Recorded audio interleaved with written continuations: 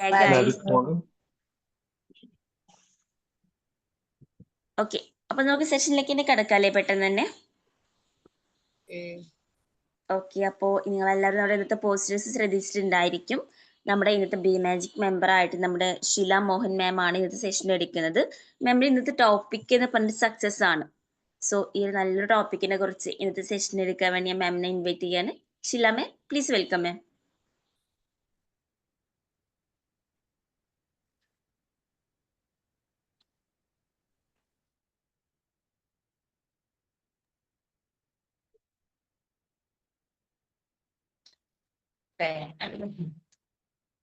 Magic morning to all.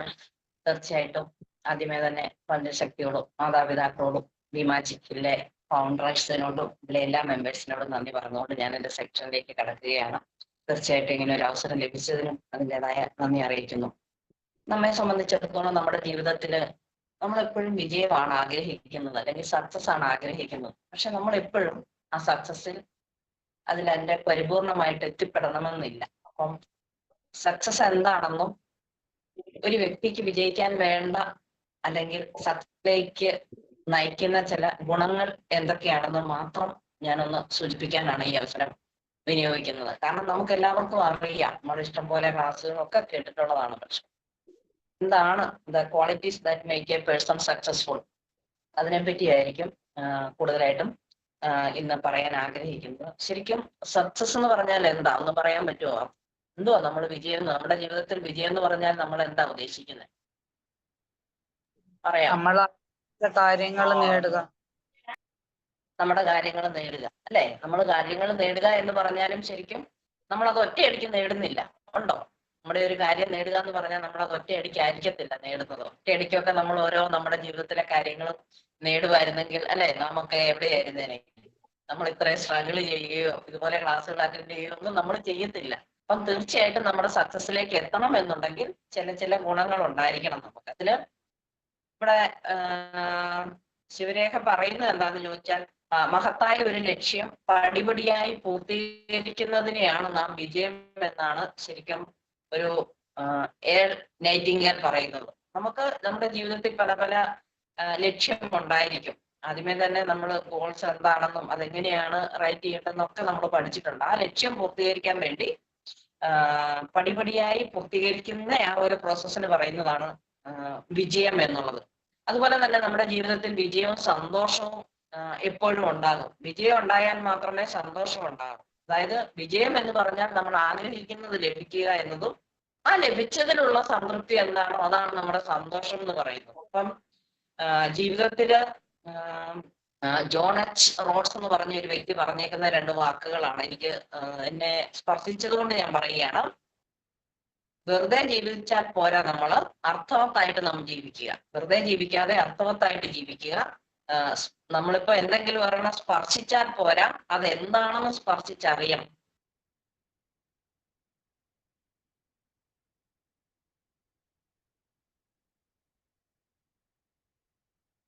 സ്പർശിച്ചാൽ പോരാ, സ്പർശിച്ചറിയും, നോക്കി മനസ്സിലാക്കുമ്പോൾ. പിന്നെ നമ്മളൊരു പുസ്തകം വായിക്കുന്നുണ്ട്, അത് വായിച്ചാൽ പോരാ, നമ്മൾ ഗ്രഹിക്കണം. നമ്മൾ അതിനകത്തെ എന്താണ് അതിന്റെ സാരാംശം ഉൾക്കൊള്ളണം, അല്ലെ നമ്മളത് ഗ്രഹിക്കണം, നമ്മൾ മനസ്സിലാക്കണം. അതുപോലെ തന്നെ ശ്രദ്ധിച്ചാൽ പോരാ, ഉൾക്കൊള്ളണം.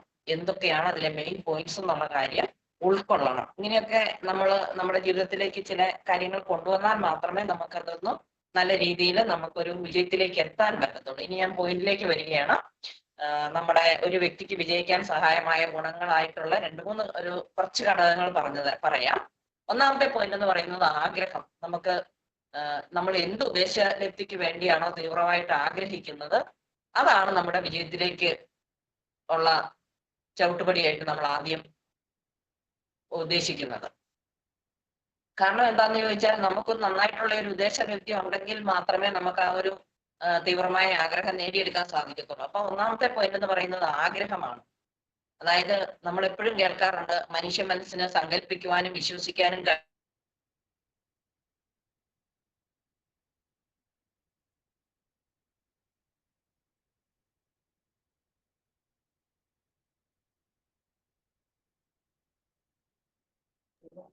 ഹലോ മാം, കഴിയുന്നത് എന്തും നേടാൻ കഴിയും. നമ്മുടെ എന്തും നമുക്ക് നമ്മുടെ ജീവിതത്തിൽ നിന്നാണ് പറയുന്നത്. അപ്പം ആ ഒരു ആഗ്രഹത്തിന്റെ തീവ്രത മനസ്സിലാക്കാൻ വേണ്ടി ഒരു ചെറിയ ഉദാഹരണം പറയാം. ശരിക്കും നമ്മളെല്ലാവരും കേട്ടിട്ടുള്ള ഒരു ഉദാഹരണം തന്നെയാണെന്ന് എനിക്ക് തോന്നുന്നു. പല ക്ലാസ്സിലും നമ്മൾ പറഞ്ഞിട്ടുള്ളതാണ്. ഒരു യുവാവ് നമ്മുടെ സോക്രട്ടീസിനെ സമീപിച്ച് എങ്ങനെയാണ് ഈ വിജയത്തിന്റെ രഹസ്യത്തെ പറ്റി അദ്ദേഹത്തിനോട് ചോദിച്ചു. അന്നേരം അദ്ദേഹം പറഞ്ഞു, അടുത്ത പ്രഭാതത്തിൽ നീ പുഴക്കരയിലേക്ക് വരിക, എന്നിട്ട് പിന്നീട് അതേ ദിവസം പുള്ളിക്കാരൻ പുഴക്കരയിലെത്തി. അയാളെ കൂട്ടി സോക്രട്ടീസ് പുഴയിലേക്ക് അങ്ങ് നടന്നു.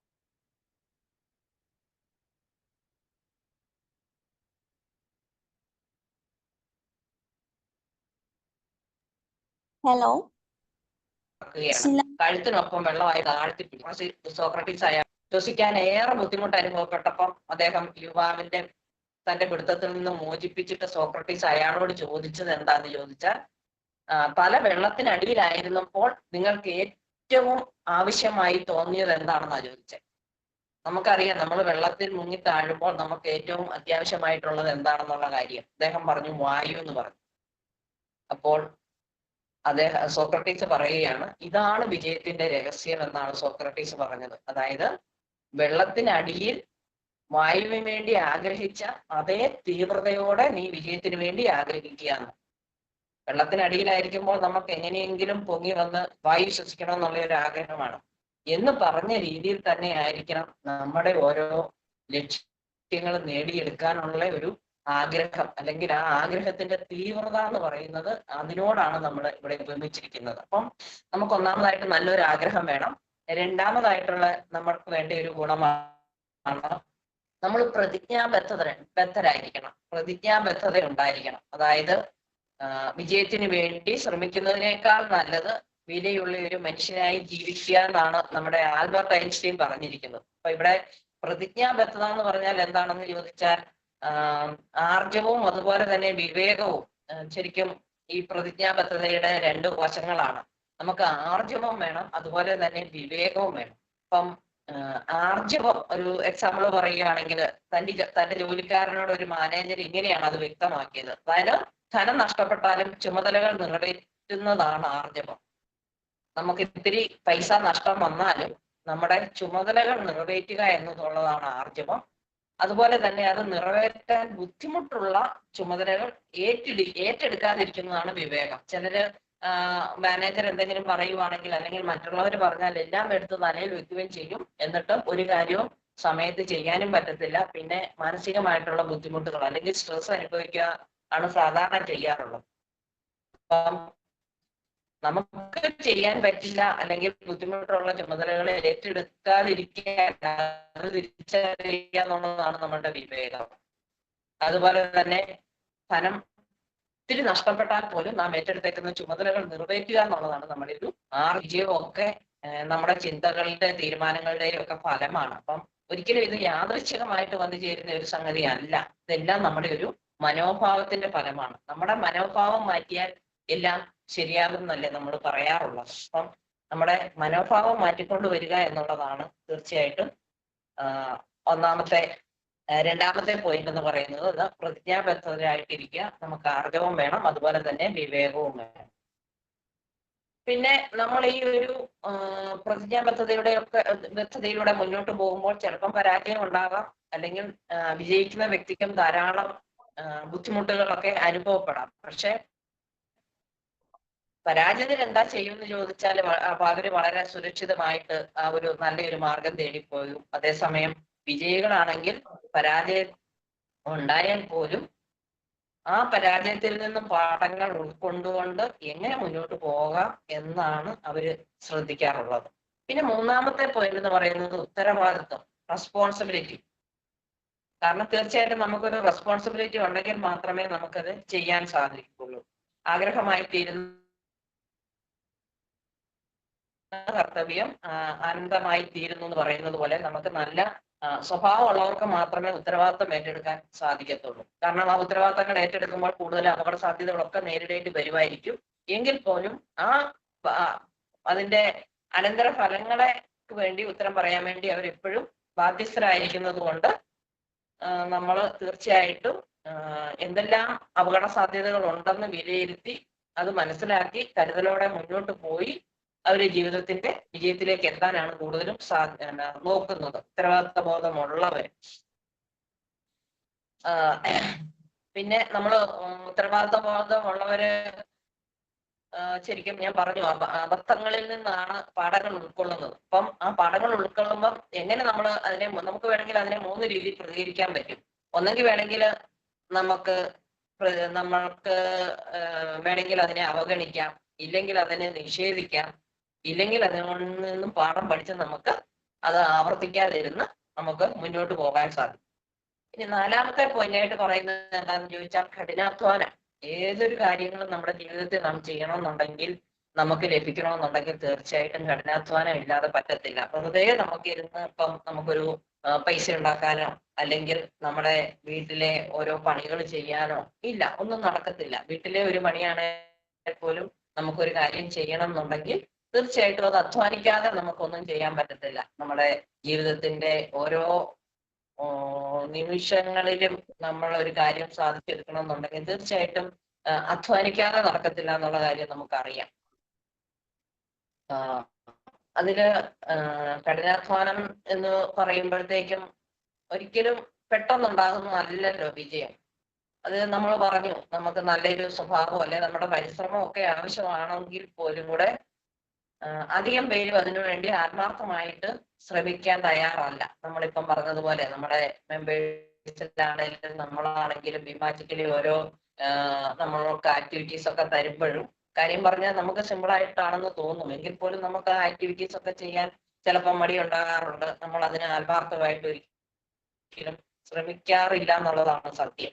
ചെയ്യുന്നവരുമുണ്ട്, ചെയ്യാൻ മടിയുള്ളവരും കാണും. അപ്പം എന്താണെങ്കിലും ഇതിനൊക്കെ നല്ല ത്യാഗവും അച്ചടക്കവും ഒക്കെ അനിവാര്യമാണെന്നുള്ളതാണ് സത്യം.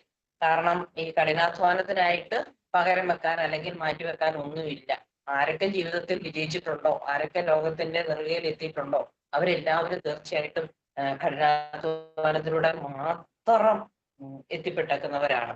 ആരെ എടുത്താൽ പോലും കൂടെ എല്ലാ മഹാന്മാരെയും, നമ്മുടെ ക്രിക്കറ്റ് പ്ലെയറായ സച്ചിന്, അതുപോലെ തന്നെ രത്തൻ ടാറ്റ, എല്ലാവരും ജീവിതത്തില് വിജയിച്ച് നേടിയിട്ടുള്ളവരൊക്കെ തീർച്ചയായിട്ടും കഠിനാധ്വാനം കൊണ്ട് തന്നെയാണ്.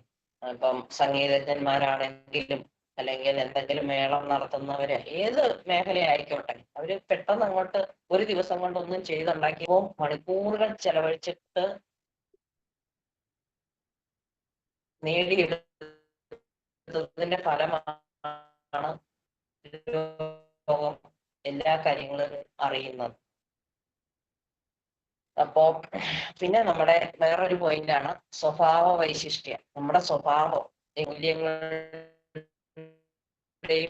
വിശ്വാസങ്ങളുടെയും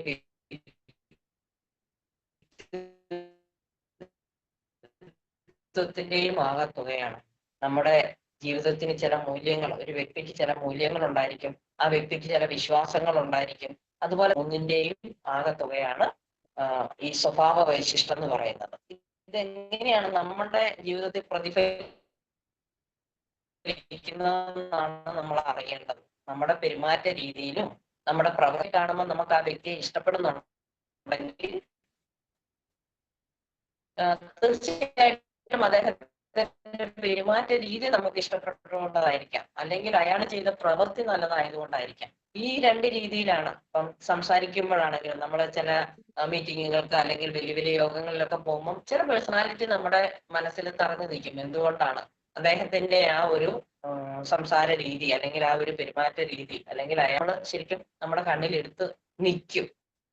അപ്പം തീർച്ചയായിട്ടും ആ ജേതാവിന്റെ സ്വഭാവ വൈശിഷ്ട്യം അയാൾക്ക് വളരെ ഇമ്പോർട്ടന്റ് ആയിട്ടുള്ള ഒരു ഘടകം തന്നെയാണ്. നമ്മുടെ സ്വഭാവം നന്നാക്കി എടുക്കാന്, അല്ലെങ്കിൽ നമ്മുടെ ആ വാല്യൂസിന് വില കൊടുക്കാനും, അതുപോലെ തന്നെ നമ്മുടെ വിശ്വാസങ്ങൾക്ക് വില കൊടുക്കാനും, നമ്മുടെ വ്യക്തിത്വം നല്ല രീതിയിൽ സൂക്ഷിക്കാനും ഒക്കെ ചെയ്താൽ മാത്രമേ നമുക്ക് ശരിക്കും സക്സസിലേക്ക് പോകാൻ പറ്റത്തുള്ളൂ. അപ്പൊ ഈ സക്സസിലേക്ക് നമ്മൾ പോകുന്ന വഴിക്ക് ശരിക്കും തീർച്ചയായിട്ടും നമുക്ക് എന്താണ്, ചിലപ്പം പല വിമർശനങ്ങളും ഒക്കെ നേരിടാനുള്ള സാധ്യത ഉണ്ടായിരിക്കും, അല്ലെ? കാരണം ഒരു വ്യക്തി നല്ലത് ചെയ്താലും വിമർശിക്കും, ഇനി അല്ലെങ്കിൽ അത് മോശമായി പോയാലും വിമർശിക്കാനുള്ള സാധ്യതയുണ്ട്. അപ്പം ശരിക്കും ഈ സ്വഭാവ വൈശിഷ്ട്യമുള്ള ഒരു വ്യക്തിയാണെങ്കിൽ ആ വ്യക്തിയെ വിമർശനങ്ങൾ തളർത്താറില്ല. കാരണം ആ വിമർശനങ്ങളിൽ നിന്നും അദ്ദേഹം പാഠം ഉൾക്കൊണ്ടുകൊണ്ട് കൂടുതൽ ശക്തിയോടുകൂടി തന്നെ നേരെ മുന്നോട്ട് പോകത്തേ ചെയ്യത്തുള്ളൂ. അതേസമയം ആ ഒരു സ്വഭാവവൈശിഷ്ട്യം ഇല്ല എങ്കിൽ അത് ഒരു നിരുത്സാഹപ്പെടുത്തലായിട്ട് കരുതി തീർച്ചയായിട്ടും ആ ശ്രമം അവിടെ ഉപേക്ഷിക്കുകയാണ് ചെയ്യുന്നത്. സാധാരണ ജനങ്ങളില് മറ്റുള്ളവരെന്ത് പറയും, അല്ലെങ്കിൽ അവര് വിമർശിക്കുമോ, ഞാൻ അത് ചെയ്താൽ എന്ത് ചെയ്യും, ഞാൻ ജനം എന്ത് വിചാരിക്കും, അല്ലെങ്കിൽ എന്റെ വീട്ടിൽ എന്ത് വിചാരിക്കും, ഓഫീസിൽ എന്ത് വിചാരിക്കും എന്നൊക്കെ പറഞ്ഞ് നമുക്ക് പല സംഗതികളും ചെയ്യാനുള്ളതും നമ്മൾ ചെയ്യാതിരിക്കുന്ന ഒരു അവസ്ഥ ഉണ്ടാകാറുണ്ട്. വിമർശിക്കുന്നവരെ നമ്മൾ നല്ല പാഠങ്ങൾ ഉൾക്കൊള്ളാനുണ്ടെങ്കിൽ അതിൽ നിന്ന് ഉൾക്കൊള്ളുക, ഇല്ലെങ്കിൽ നമ്മൾ അത് അതിന്റെ വഴിക്ക് വിടുക എന്നുള്ളത് മാത്രമേ നമുക്ക് പറയാൻ പറ്റത്തുള്ളൂ. അപ്പം ശരിക്കും ഈ സ്വഭാവ വൈശിഷ്ട്യം എന്ന് പറഞ്ഞാൽ തന്നെ നമ്മളത് കണ്ടു കഴിഞ്ഞു. അതിന് നല്ല ആത്മനിയന്ത്രണം ആവശ്യമാണ്. അതുപോലെ തന്നെ ശാന്തത ഉണ്ടായിരിക്കണം. നമ്മള് പല പല അബദ്ധങ്ങളിൽ നിന്നും നമ്മൾ പാഠങ്ങൾ പഠിക്കാറുണ്ട്. നമ്മുടെ വാക്കുകൾ മൃദുവായിരിക്കണം. നമ്മുടെ നോട്ടം കരുണയുള്ളതാ അല്ലെങ്കിൽ ആർദ്രതയുള്ളതായിരിക്കണം. പിന്നെ നമ്മുടെ പെരുമാറ്റം, നമ്മുടെ ചിരി, ഇതൊക്കെ ആത്മാർത്ഥതയോട് കൂടിയുള്ളതാണെങ്കിൽ മാത്രമേ നമുക്ക് ആ ഒരു സ്വഭാവ വൈശിഷ്ട്യം നമുക്ക് നിലനിർത്തിക്കൊണ്ട് പോകാൻ പറ്റത്തുള്ളൂ. ഇനി ഈ സ്വഭാവ വൈശിഷ്ട്യം പറയുമ്പോഴും നമ്മുടെ ജീവിതത്തിൽ കഷ്ടപ്പാട് വരും അല്ലെ. കഷ്ടപ്പാട് വരുമ്പോഴത്തേക്ക് നമുക്കറിയാം യഥാർത്ഥ സ്വഭാവം അവിടെയാണ് നമ്മൾ വെളിപ്പെടുത്തുന്നത്. ചില പ്രതികൂല സാഹചര്യങ്ങളൊക്കെ വരുവാണെങ്കിൽ നമ്മൾ ചിലപ്പോൾ തളർന്നു പോകും. ചിലർക്കാണെങ്കിൽ പ്രതീക്ഷിക്കാതെ നേട്ടങ്ങളൊക്കെ വരാറുണ്ട്. അപ്പം അനുകൂലമല്ലാത്ത സാഹചര്യങ്ങളോട് ഒരു വ്യക്തി ഫലപ്രദമായി പ്രതികരിക്കുന്നുവെങ്കിൽ അത് അയാളുടെ സ്വഭാവ വൈശിഷ്ട്യത്തിന്റെ ലക്ഷണമാണെന്നാണ് ജോൺ എഫ് കെന്നഡി പറയുന്നത്. അപ്പൊ നമുക്കൊരു സാഹചര്യം അനുകൂലമല്ലെങ്കിൽ പോലും അതിനോട് നമ്മൾ എങ്ങനെയാണ് പ്രതികരിക്കുന്നത്, നമുക്ക് അനുകൂല സാഹചര്യങ്ങളിൽ യുക്തിപൂർവ്വം ചിന്തിക്കാനും ദയയോടും അതുപോലെ തന്നെ ഔദാര്യമൊക്കെ പ്രകടിപ്പിക്കാനൊക്കെ എളുപ്പമാണ്. പക്ഷെ നമുക്ക് അനുകൂലമല്ലാത്ത സാഹചര്യങ്ങൾ അല്ലെങ്കിൽ മറിച്ചാകുമ്പോഴത്തേക്കും നമുക്ക് മാനസിക സംഘർഷം കൂടുതലുണ്ടാവും.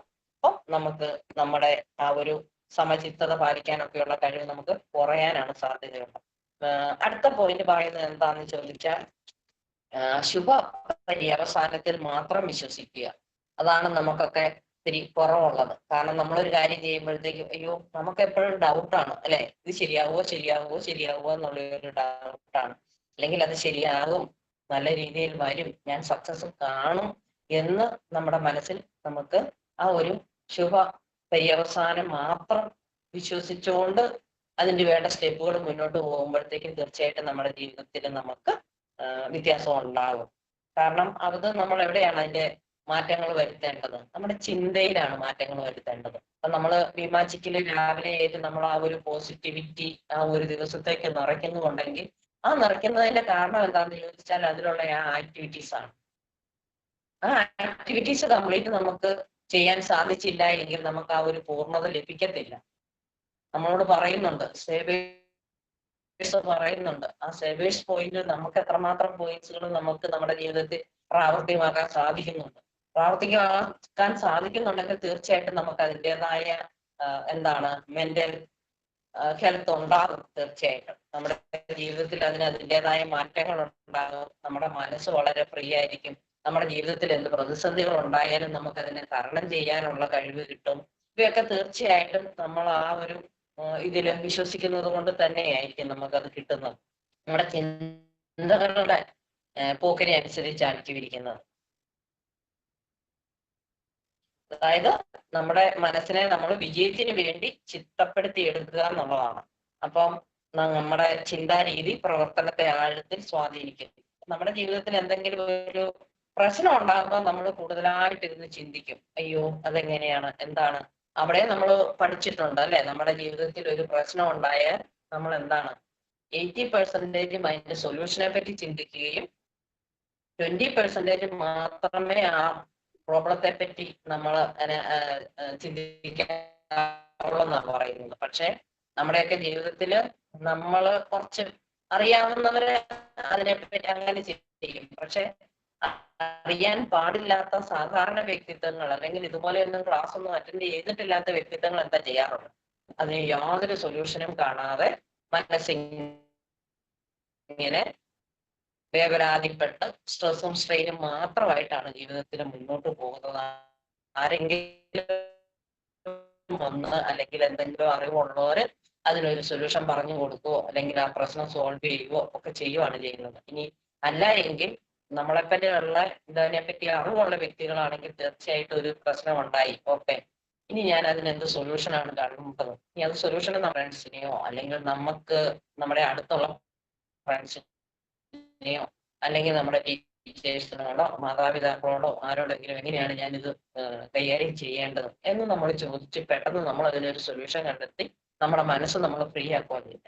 അല്ലാത്തവര് ആ ഒരു ശുഭാപ്തി വിശ്വാസമൊന്നും ഇല്ലാതെ മനസ്സ് ഏതിലെവിടെയോ നടക്കും. അപ്പം ഇത് ശരിക്കും നമ്മുടെ ജീവിത ശൈലിയിൽ ഉണ്ടായിരിക്കണം. നമ്മുടെ ജീവിതത്തിൽ ഓരോ പ്രശ്നങ്ങൾ ഉണ്ടാകുമ്പോഴും ചിലപ്പം ദുഷ്കരമായിരിക്കും, എന്നാലും നമ്മൾ നിഷേധാത്മകമായിട്ടുള്ള മനോഭാവമൊന്നും നമ്മുടെ ജീവിതത്തിൽ കൊണ്ടു നടക്കാൻ പാടില്ല. കാരണം എന്താണെന്ന് ചോദിച്ചാൽ നമ്മൾ നിഷേധാത്മകമായിട്ട് ചിന്തിച്ചാൽ ആ ഒരു രീതിയിലായിരിക്കും നമ്മുടെ ജീവിതം വരുന്നത്.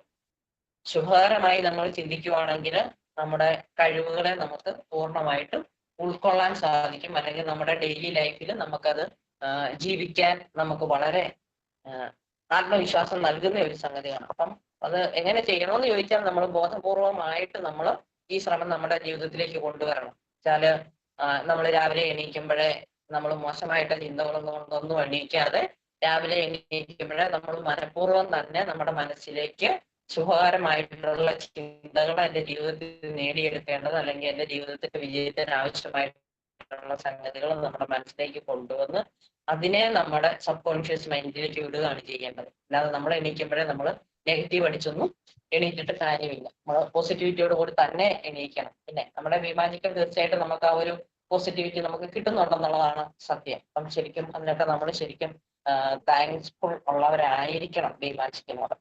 അപ്പൊ അതിനൊരു എക്സാമ്പിൾ പറയുന്നത് എന്താണെന്ന് ചോദിച്ചാല്, പണ്ടൊക്കെ നമ്മുടെ ഇത്രയും വിമാനങ്ങളൊക്കെ പുറത്തിറക്കുന്ന സമയത്ത്, കാരണം നമുക്ക് വെറുതെ വിമാനം ഒന്ന് ഉണ്ടാക്കി അതില് ആൾക്കാരെ യാത്ര ചെയ്യിക്കാനൊന്നും പറ്റത്തില്ല. കാരണം ഇവിടെ ഒരു എക്സാമ്പിൾ പറയുന്നത് എന്താണെന്ന് ചോദിച്ചാൽ, ഒരു കമ്പനി, ഒരു ലോക്ഹീഡ് കമ്പനി എന്ന് പറഞ്ഞൊരു ട്രൈസ്റ്റാർ വിമാനം പുറത്തിറക്കുന്നതിന് മുമ്പ് അതിന്റെ സുരക്ഷിതത്വവും കാര്യക്ഷമതയും ഉറപ്പാക്കുന്നതിനായിട്ട് 18 മാസത്തോളം കഠിനമായ പരീക്ഷണങ്ങൾക്ക് വിധേയമാക്കിയിട്ടാണ് ആ വിമാനം പുറത്തിറക്കുന്നത്.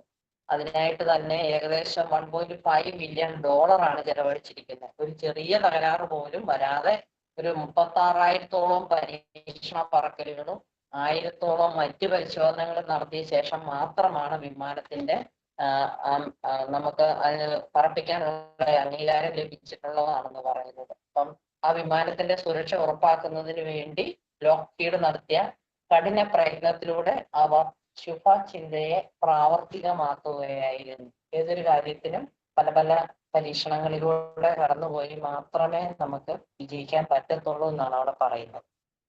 അടുത്ത പോയിന്റ് എന്ന് പറയുന്നത് ലഭിക്കുന്നതിലേറെ നൽകുക എന്നുള്ളതാണ്. ലഭിക്കുന്നതിലേറെ നൽകുക എന്ന് പറഞ്ഞാല് എന്താണ്? നമ്മളൊരു എവിടെ കമ്പനിയിലോ അല്ലെങ്കിൽ നമ്മൾ സ്വന്തമായിട്ടോ ഒക്കെ നമ്മൾ ജോലി ചെയ്യുന്നവരാണ്. അപ്പം ജീവിതത്തിൽ മുന്നേറുവാൻ ഏറ്റവും സവിശേഷ ശ്രമം അത്യാവശ്യമാണ്. അതായത് നമ്മൾ ജോലിയൊക്കെ ചെയ്യുമ്പോൾ അധികം പേര് ലഭിക്കുന്ന വേതനത്തിനനുസരിച്ച് മാത്രം ജോലി ചെയ്യുന്നവർ കാണും. ചിലർ ലഭിക്കുന്ന വേതനത്തിനനുസരിച്ച് പോലും ജോലി ചെയ്യാറില്ലാത്തവർ കാണും. എന്നാൽ ചുരുക്കം ചിലർ ലഭിക്കുന്ന വേതനത്തിനേക്കാൾ ഉപരി സേവന തൽപരരായി അല്പമെങ്കിലും കൂടുതൽ ജോലി ചെയ്യും. അതാണ് ആ പറഞ്ഞ പോയിന്റ് എന്ന് പറയുന്നത്, ലഭിക്കുന്നതിലേറെ നൽകുക എന്ന് പറയുന്നത്. തീർച്ചയായിട്ടും നമ്മുടെ ജോലിയോട് ആത്മാർത്ഥത പുലർത്തി നാം ചെയ്യുന്ന പ്രവൃത്തി അത് പരിപൂർണതയിൽ എത്തിക്കാൻ നമ്മൾ ബാധ്യസ്ഥരാണ്. ശരിക്കും ഞാൻ ഒരു എക്സാമ്പിൾ ഓർക്കുവാണ്. ഞങ്ങളുടെ കോട്ടയം ജില്ലയില് ഈ ജോലിയുടെ കാര്യം പറഞ്ഞപ്പോൾ നമ്മുടെ വൈക്കത്ത് ഒരു ഹോസ്പിറ്റലില് ഒരു നേഴ്സിംഗ് അസിസ്റ്റന്റ് ആണ്, ഒരു പ്ലാസ്റ്റർ എന്തോ ഊരാൻ വേണ്ടി പാതി കട്ട് ചെയ്തു. ഒരു കൊച്ചു വരുന്നു. പാതി കട്ട് ചെയ്തതിന് ശേഷം ആ പുള്ളിക്കാരിയുടെ ജോലിയുടെ ടൈം കഴിഞ്ഞു എന്നും പറഞ്ഞിട്ട് ആ പാതി കട്ടിങ്ങിൽ വെച്ചിട്ട് ആ പുള്ളിക്കാരി ജോലിയുടെ ടൈം കഴിഞ്ഞെന്ന് പറഞ്ഞ് പോയി. എന്തൊരു ബുദ്ധിമോശവും കാര്യങ്ങളും ഒക്കെ ആണെന്ന് ഓർത്ത് നോക്കിയിട്ട് ലഭിക്കുന്നതിലേറെ നൽകുക എന്നുള്ള പോയിന്റില്ല. അപ്പൊ നമുക്ക് ഇച്ചിരി ടൈം എടുത്താണെങ്കിൽ പോലും നമ്മൾ ചെയ്യുന്ന കാര്യങ്ങൾ നമ്മൾ ചെയ്തില്ല എങ്കിൽ പിന്നെ അത് പിന്നെ ഭയങ്കര പ്രശ്നമായി. എൻക്വയറി അങ്ങനെയുള്ള കാര്യങ്ങൾ, സസ്പെൻഷൻ, ഇതിലേക്കെല്ലാം പോയി ആ ഒരു സംഗതി. അപ്പം ആ ചെയ്യുന്ന സമയത്ത് നമ്മൾ ആ ഒരു 5 മിനിറ്റ് കൂടി അല്ലെങ്കിൽ ഒരു 10 മിനിറ്റ് കൂടി ഒന്ന് നിന്ന് ആ കാര്യങ്ങൾ ചെയ്തിട്ട് അപ്പൊ അന്നേരം ബസ് ഉണ്ടെങ്കിലോ അല്ലെങ്കിൽ അടുത്ത വണ്ടിക്കാണെങ്കിലും പോയായിരുന്നെങ്കിൽ അത്രയും പ്രശ്നങ്ങൾ ഉണ്ടാകുമോ? ഒരിക്കലും ഇല്ല. പ്രത്യേകിച്ച് നമ്മുടെ ജോലിയുടെ അനുസരിച്ചിരിക്കും. ഹെൽത്ത് കെയറിലൊക്കെ അല്ലെങ്കിൽ ഹെൽത്ത് ഡിപ്പാർട്ട്മെന്റിൽ എന്നൊക്കെ പറയുമ്പോഴത്തേക്കും ഏത് ഡിപ്പാർട്ട്മെന്റിലായാലും പിന്നെ ഹെൽത്തിലാകുമ്പോഴത്തേക്കും നമ്മൾ മനുഷ്യ ജീവനുമായിട്ടാണ് ഡീൽ ചെയ്യുന്നത് കൊണ്ട് നമ്മൾ കുറച്ചുകൂടെ കെയർഫുൾ ആയിരിക്കണം എന്നുള്ളതാണ്. അപ്പം ഇപ്പോഴും ഇങ്ങനത്തെ സ്വഭാവമൊക്കെ ഉള്ള വ്യക്തികളും നമ്മുടെ ഇടയിൽ ഉണ്ട് എന്നുള്ളതാണ് സത്യം. അപ്പം നമ്മൾ ലഭിക്കുന്നതിലേറെ നൽകുക എന്ന് പറഞ്ഞാല് നമുക്ക് ലഭിക്കുന്ന വേതനത്തെക്കാൾ ഉപരി സേവന തൽപരരായിട്ട് അല്പമെങ്കിലും കൂടുതൽ ചെയ്ത് ആ കമ്പനിക്ക് വേണ്ടി അല്ലെങ്കിൽ ആ ഒരു ജോലിക്ക് വേണ്ടി നമ്മൾ സമയം കണ്ടെത്തുക എന്നുള്ളതാണ് അതിൽ നിന്ന് ഉദ്ദേശിക്കുന്നത്.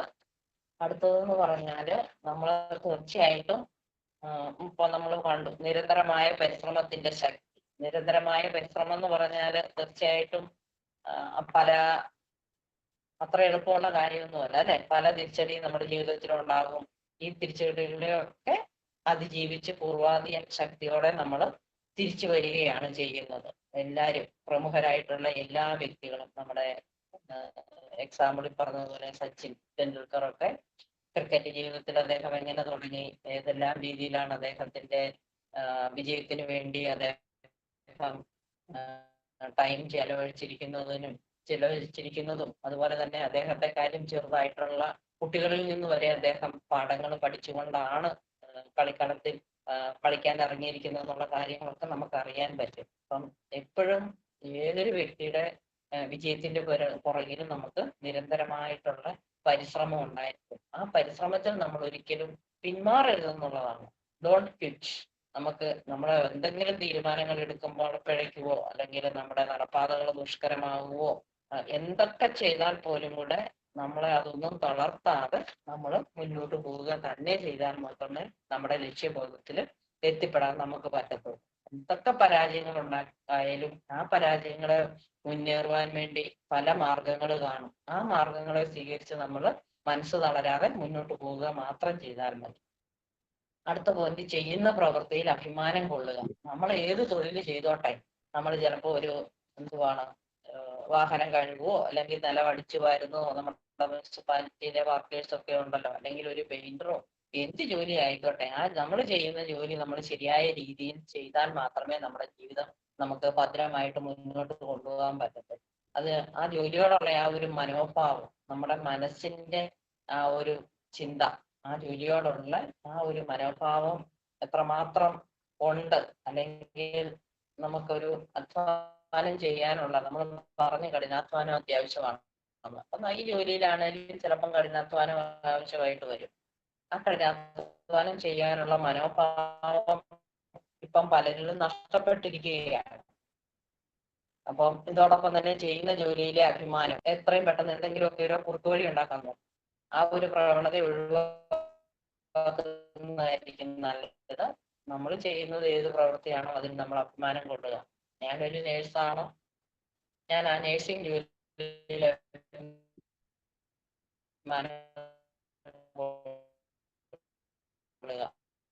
നിങ്ങൾ ഓരോരുത്തരും അവനവനും ചെയ്യുന്ന ജോലിയിൽ അഭിമാനം കൊണ്ടാൽ മാത്രമേ നമുക്കവിടെ ആ ഒരു മെന്റൽ ഹെൽത്ത് നന്നായിട്ട് കൊണ്ടുപോകാനും നമ്മുടെ ജീവിതം മുന്നോട്ട് നന്നായിട്ട് കൊണ്ടുപോകാനും നമ്മുടെ കുടുംബജീവിതം മുന്നോട്ട് കൊണ്ടുപോകാനും ജോലി സ്ഥലത്ത് സംതൃപ്തി കിട്ടാനും ഒക്കെ നമുക്ക് സഹായിക്കുന്നു. കാരണം നല്ലതായിട്ട് ജോലി ചെയ്താലല്ലേ നമുക്ക് സംതൃപ്തി ഉണ്ടാകത്തുള്ളൂ. അപ്പം ചെറിയ ചെറിയ കാര്യങ്ങൾ ഫലപ്രദമായി ചെയ്ത് നമുക്ക് കുറെ കാര്യങ്ങൾ മോശമായിട്ട് ചെയ്യുന്നതിനേക്കാളും നല്ലത് ചെറിയ കാര്യങ്ങൾ പലപ്പോഴും നമുക്ക് പല അറിവുകളും ഉണ്ടായിരിക്കും. ഇപ്പൊ ഞാൻ ഈ പറഞ്ഞ പോയിന്റ്സ് തന്നെ നിങ്ങൾക്കെല്ലാം അറിയാവുന്നതായിരിക്കും. ചിലർക്ക് ഇഷ്ടപ്പെടാൻ, ചിലർക്ക് ഇഷ്ടപ്പെടാതെ ഇരിക്കാം. പക്ഷെ നമ്മെ സംബന്ധിച്ചിടത്തോളം നമ്മൾ ഏതൊരു സംഗതി ഇരിക്കാന്നാ പറയുന്നത്. നമുക്ക് ഭയങ്കര അറിവുണ്ടായിരിക്കും, നമുക്ക് PGs കാണും, ഡിഗ്രീസ് ഒക്കെ കാണും. പക്ഷെ എനിക്ക് എല്ലാത്തിലും അറിവുണ്ടെന്നും പറഞ്ഞുകൊണ്ട് നമ്മൾ എപ്പോഴും പറയാറുള്ള പോലെ നമ്മുടെ കപ്പ് നിറഞ്ഞ് ഇരുന്നിട്ട് നമ്മൾ ഒരു സ്ഥലത്ത് പോയി ഇരുന്നാൽ തീർച്ചയായിട്ടും അതിലേക്ക് ഒന്നും ഉൾക്കൊള്ളാൻ പറ്റത്തില്ല. അപ്പൊ നമ്മളൊരു ബ്ലാങ്ക് പേപ്പറായിട്ട് ഇരുന്നാൽ മാത്രമേ, ഒരു വിദ്യാർത്ഥിയായിട്ടിരിക്കാൻ സന്നദ്ധരായാൽ മാത്രമേ നമുക്ക് കേൾക്കുന്നത് നമുക്ക് സ്വാംശീകരിച്ചെടുക്കാൻ പറ്റത്തുള്ളൂ, നമ്മുടെ ജീവിതത്തിലേക്ക് കൊണ്ടുവരാൻ പറ്റത്തുള്ളൂ. നമ്മൾ നല്ലൊരു ഗുരുവിനെ തേടണം. നമുക്ക് എന്തെങ്കിലും ആവശ്യം വന്നാൽ നമ്മൾ ആ ഒരു ഗുരുവിനോട് നമ്മൾ ചോദിച്ച്, അങ്ങനെയാണല്ലോ നമ്മുടെ സംസ്കാരം തന്നെ. നമ്മുടെ ഗുരുവിന്റെ സ്ഥാനം ഒത്തിരിയും വലുതല്ലേ നമ്മുടെ ഇന്ത്യൻ സംസ്കാരത്തിന്. സാധാരണ നമ്മൾ ദൈവത്തിനെ വന്ദിക്കുന്നതിന് മുമ്പേ ഗുരുവിനെ വന്ദിക്കണമെന്നാണ് നമ്മുടെ ഭാരതീയ സംസ്കാരം പറയുന്നത്. കാരണം എന്താണെന്ന് ചോദിച്ചാൽ നമ്മുടെ ഗുരുവാണ് ശിഷ്യനെ ദൈവത്തിനോട് അടുപ്പിക്കുന്നത്. അപ്പം പിന്നെ ആ ഒരു ഗുരുവിന്റെ അനുഭവ സമ്പത്തും ആ ശിഷ്യന് വളരെ ദീർഘവീക്ഷണത്തോടെ കൈമാറുകയും ചെയ്യും. നമുക്ക് എന്തെങ്കിലും ഓരോ കാര്യങ്ങള് പ്രതിസന്ധികളൊക്കെ വരുമ്പോൾ നമ്മൾ ഗുരുവിനെ നമ്മൾ സമീപിക്കും. അതുകൊണ്ട് നാം തിരഞ്ഞെടുക്കുന്ന ഗുരുവിനെ നമ്മൾ ശ്രദ്ധാപൂർവം തിരഞ്ഞെടുക്കണം. നല്ലൊരു ഉത്തമ ഗുരുവാണെങ്കിൽ തീർച്ചയായിട്ടും നമ്മുടെ ജീവിതത്തിൽ നമുക്ക് മാർഗനിർദ്ദേശം തരാറുണ്ട്. അവരെ നമ്മൾ ബഹുമാനിക്കണം. നമ്മൾ എപ്പോഴും ജിജ്ഞാസയുള്ളവരായിരിക്കണം. ആ ജ്ഞാനം നമ്മൾ കൈക്കൊള്ളാൻ തയ്യാറാകുകയും ചെയ്യും. ഇത്തരം 10 പോയിന്റ്സ് ആണ് നമ്മുടെ ജീവിതത്തിലേക്ക്, അല്ലെങ്കിൽ നമ്മുടെ ജീവിതത്തിൽ സക്സസിലേക്ക് എത്താൻ വേണ്ടിയുള്ള ക്വാളിറ്റീസ് നമുക്കുണ്ടായിരിക്കേണ്ടത്. ഞാൻ പറഞ്ഞു, നമുക്ക് തീവ്രമായ ആഗ്രഹം വേണം, നമ്മൾ പ്രതിജ്ഞാബദ്ധരായിരിക്കണം. കാരണം അതായത് ആർജവും വിവേകവും നമ്മൾ തിരിച്ചറിയണം. പിന്നീട് 3ാമത്തെ പോയിന്റ് ആയിട്ട് പറഞ്ഞത് നമ്മുടെ റെസ്പോൺസിബിലിറ്റി. തീർച്ചയായിട്ടും നമ്മൾ റെസ്പോൺസിബിലിറ്റി ഏറ്റെടുക്കുന്നവരായിരിക്കണം. കഠിനാധ്വാനം ചെയ്യാൻ തയ്യാറായിരിക്കണം. നമ്മുടെ സ്വഭാവം നല്ലതായിരിക്കണം. സ്വഭാവ വൈശിഷ്ട്യം നമ്മുടെ ജീവിതത്തിൽ ഉണ്ടാവണം. നമ്മൾ ശരിക്കും ശുഭകരമായിട്ട് ചിന്തിക്കണം. ശുഭപര്യവസാനത്തിൽ മാത്രം നമ്മൾ വിശ്വസിക്കണം. അല്ലാതെ ഇത് കംപ്ലീറ്റ് ചെയ്യാൻ പറ്റുമോ എന്നുള്ള ആ ഒരു ഡൗട്ട് പാടില്ല. പിന്നെ ഞാൻ പറഞ്ഞു, ലഭിക്കുന്നതിലേറെ നമ്മൾ നൽകുക. നമുക്ക് കിട്ടുന്ന ശമ്പളം കൊടുക്കാനൊന്നും അല്ല പറയുന്നത്. നാം ചെയ്യുന്ന ജോലിയോട് കുറച്ചുകൂടെ ആത്മാർത്ഥതയായിട്ട് നമ്മൾ ചെയ്യുക. പിന്നെ നമ്മളെ നിരന്തരമായി നമ്മൾ പരിശ്രമിച്ചുകൊണ്ടിരുന്നാൽ മാത്രമേ നമുക്കത് നേടിയെടുക്കാൻ പറ്റത്തുള്ളൂ. അതിന്റെ ശക്തി നമ്മൾ മനസ്സിലാക്കുക. നാം എന്ത് പ്രവൃത്തിയാണോ ചെയ്യുന്നത് ആ പ്രവൃത്തിയിൽ നാം അഭിമാനം കൊള്ളുക. തീർച്ചയായിട്ടും നമ്മളൊരു വിദ്യാർത്ഥിയായിട്ടിരിക്കാൻ സന്നദ്ധരാകുക. ഇത്രയും പറഞ്ഞുകൊണ്ട് നിങ്ങൾക്ക് ആർക്കെങ്കിലും ഗുണകരമായിട്ടുള്ള ഒരു കുറച്ച് പോയിന്റ്സ് എങ്കിലും കിട്ടിയിട്ടുണ്ടെന്ന് മനസ്സിലാക്കുന്നു. തീർച്ചയായിട്ടും ഭീമാജിക്കിന് നന്ദി പറഞ്ഞതുകൊണ്ട് thank you very much. Ma'am okay, നന്നായിട്ടുണ്ടായിരുന്നു കേട്ടോ. നല്ല ക്ലാസ് ആയിരുന്നു. നമുക്ക് സക്സസ് ചെയ്യുന്നതിനെ കുറിച്ച് അതിന്റെ ഓരോരോ സെഷനിലൂടെ കടന്നു പോയിട്ടുണ്ട്. എനിവേ നല്ലൊരു ടോപ്പിക്കും നല്ലൊരു സെഷനും ആയിരുന്നു. അപ്പോൾ ടീം മെമ്പേഴ്സ്, നിങ്ങൾക്ക് എന്തെങ്കിലും സംസാരിക്കാനുണ്ടെന്നുണ്ടെങ്കിൽ നിങ്ങൾ എന്തെങ്കിലും ഫീഡ്ബാക്കോ നിങ്ങളുടെ ഡൗട്ട്സോ മറ്റുള്ള കാര്യം ക്ലിയർ ചെയ്യാനുള്ള ടൈമാണ്. സോ ആരെങ്കിലും ഒന്ന് അൺമ്യൂട്ട് ചെയ്ത് സംസാരിക്കോ ഫസ്റ്റില്?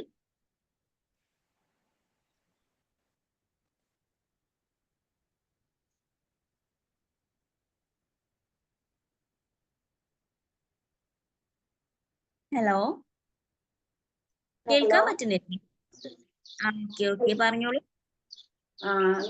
Magic morning all. Sheela ma'am, നല്ലൊരു ടോപ്പിക്, നല്ലൊരു സെഷൻ തന്നെയാണ്. സക്സസിനെ കുറിച്ച് ഒരുപാട് നമ്മൾ കേട്ടിട്ടുണ്ട്. പക്ഷെ അതിൽ നിന്നൊക്കെ വ്യത്യസ്തമായിട്ട് നമുക്ക് കുറച്ച് പോയിന്റുകൾ മാം അത്രയും കറക്റ്റ് ആയിട്ട് തന്നെ പറഞ്ഞു തന്നു. നമുക്ക് നമ്മുടെ വ്യക്തി ജീവിതം, അതായത് നമുക്ക് വിജയിക്കണം എന്നുണ്ടെങ്കിൽ നമ്മുടെ വ്യക്തിപരമായിട്ടുള്ള പേഴ്സണാലിറ്റി ഡെവലപ്മെന്റിന്റെ കാര്യം കൂടി മാം അതിൽ ഉൾപ്പെടുത്തിയിട്ടുണ്ട്. അതില് നമ്മുടെ സ്വഭാവ രീതി ആയാലും സംസാര രീതി, അതുപോലെ തന്നെ നമുക്ക് സക്സസ് ലഭിക്കുമെന്നുള്ള ശുഭാപ്തി വിശ്വാസം, അങ്ങനെ കുറച്ച് കാര്യങ്ങൾ മാം കറക്റ്റ് ആയിട്ട് തന്നെ പറഞ്ഞു തന്നു.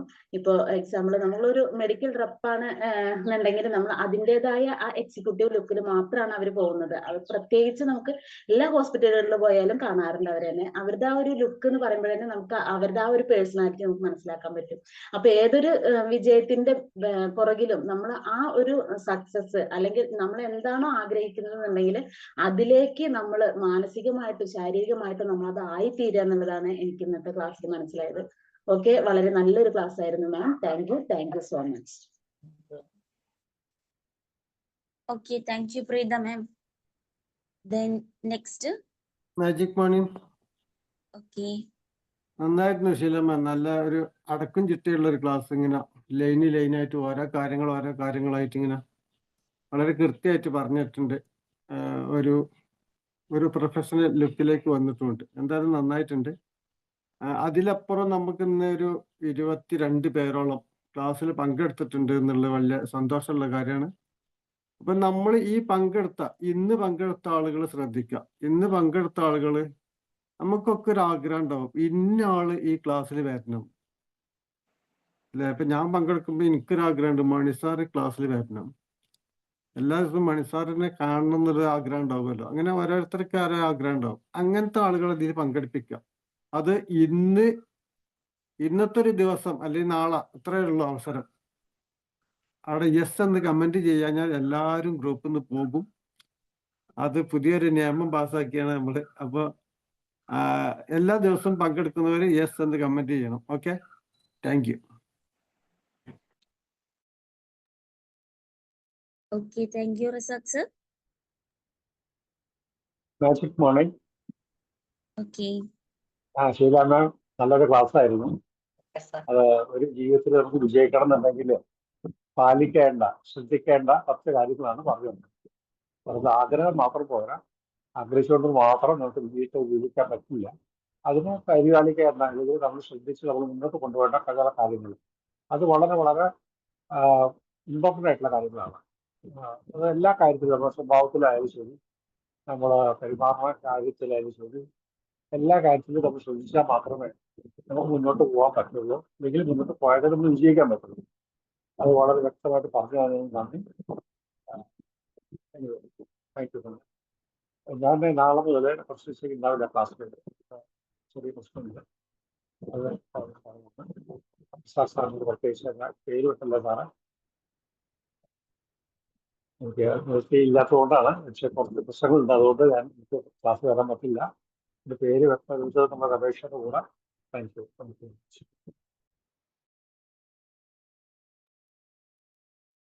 Okay, Vincent sir.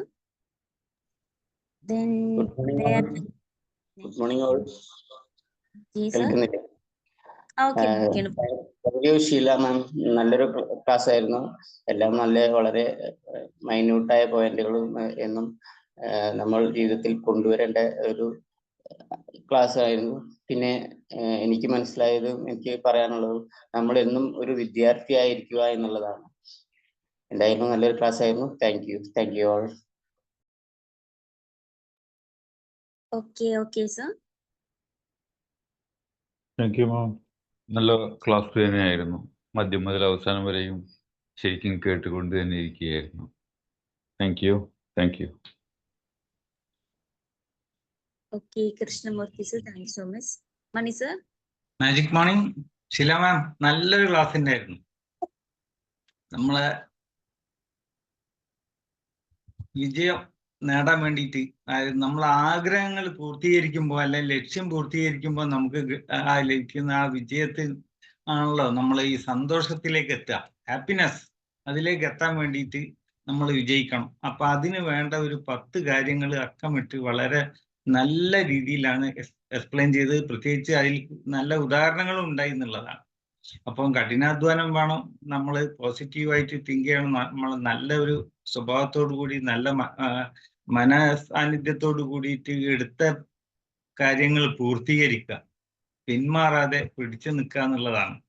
അപ്പം അതുപോലെ തന്നെ ഒരു നല്ല വിദ്യാർത്ഥി എന്ന പോലെ തന്നെ നമ്മൾ എല്ലാ കാര്യത്തിനോടും സമീപിക്കണം. അങ്ങനെ ഒരു 10 പോയിന്റ് വളരെ നല്ല രീതിയിൽ പറഞ്ഞു തന്നിട്ടുണ്ട്. അത് നമ്മൾ പാലിച്ചു കഴിഞ്ഞാൽ ശരിക്കും നമുക്ക് വിജയത്തിലേക്ക് എത്താനും അതിൽ നിന്ന് നമുക്ക് സന്തോഷം ലഭിക്കാനും ഉതകുന്ന രീതിയിലുള്ള നല്ലൊരു ക്ലാസ് ആയിരുന്നു.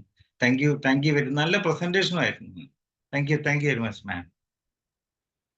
Okay, thank you Mani sir.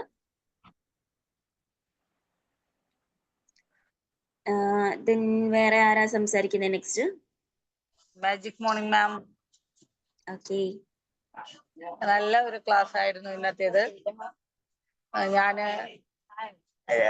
ഇന്നലെ തന്നെ നമ്മൾ ആരൊക്കെ ഉണ്ടാവും, കുറെ പേര് ബാക്കായിരുന്നു, അതിലേക്ക് ഇങ്ങനെ ഫോക്കസ് ചെയ്ത് സെറ്റ് ചെയ്ത് ഞങ്ങൾ 2-3 പേര് ഇനി കറക്റ്റ് ചെയ്യാന്നുള്ള ഒരു ഇതിലേക്ക് തുടങ്ങുമ്പോൾ തന്നെ മാമിന്റെ ആ ഗോൾ സെറ്റിങ്സും എന്തൊക്കെയാന്ന് കറക്റ്റ് ടൈമിൽ കിട്ടി. യൂണിവേഴ്സ് നമുക്ക് എത്തിച്ച പോലെ ഇന്നത്തെ ക്ലാസ്. ശരിക്കും thank you ma'am, thank you so much. Thank you. Thank you so much. Then വേറെ ആരെങ്കിലും ഇനി സംസാരിക്കുന്നുണ്ടോ? ഇല്ലെങ്കിൽ ടൈം ആയിട്ടുണ്ട് നമുക്ക്. Okay, Shila ma'am, thank you so much. നമ്മൾ എല്ലാവർക്കും അറിയുമ്പോൾ സക്സസ് എന്ന ടോപ്പിക് എല്ലാവർക്കും ഒരുപാട് കാലം മുന്നേ അറിയാവുന്ന ടോപ്പിക്കാണ്. ബട്ട് അതിലൊരു 10 പോയിന്റ്സ് തന്നെ വളരെ ഇമ്പോർട്ടന്റ് ആയിട്ടൊരു പോയിന്റ്സിലൂടെ കടന്നുപോയി. നല്ലൊരു പ്രസന്റേഷൻ, നല്ലൊരു സെഷനും ആയിരുന്നു. Anyway thank you so much ma'am. Then നമുക്ക് thank you. Okay okay, thank you so much to all. അപ്പൊ ജസ്റ്റ് എല്ലാവരും ഒന്ന് വൈൻഡപ്പ് ചെയ്തോളൂ. Thank you Sheela ma'am. Thank you all. Thank you. Thank you. Thank you very much. Thank you all. Thank you, Sheila ma'am. Thank you.